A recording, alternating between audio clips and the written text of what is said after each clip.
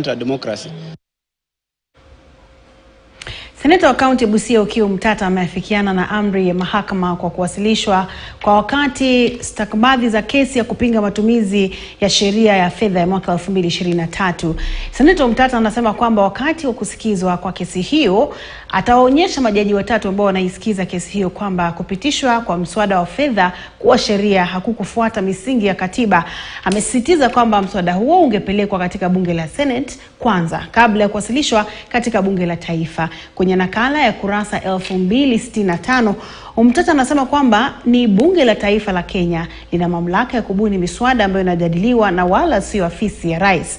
Majaji David Majanja, Christine Meori na Lawrence Mugambi hapo kesho Ijumaa wanatarajiwa kupeana uamuzi wao iwapo watapeana amri ya kuzuia kutumiwa kwa sheria ya fedha wa mwaka 2023 au la.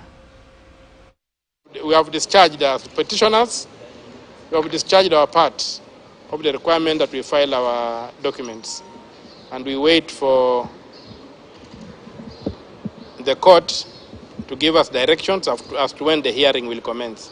And we want to hold this budget against that constitution to demonstrate to the court and the people of Kenya that the government did not follow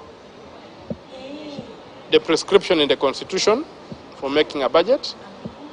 And number two, we also want to show that it's the civil servants in the treasury, the technocrats who prepare these things. I don't know that the politicians are involved, but at this stage I would want to blame the technocrats for padding the budget with the expenditure that is not going to benefit the public.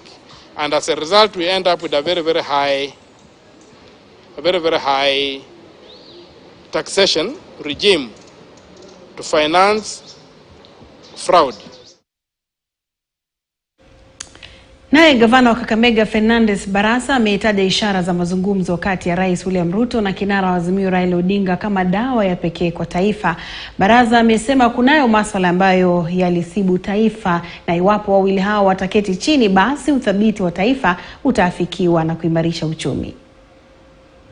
Kwanza kabisa kushukuru Raila Odinga ambaye ni party leader wetu kwa kusema ya kwamba ako tayari kuongea na rais wetu William Samuel Ruto, kwa sababu lazima pia viongozi wetu waweze kuwa na ile nia kuongea ili kuleta mambo ya usalama.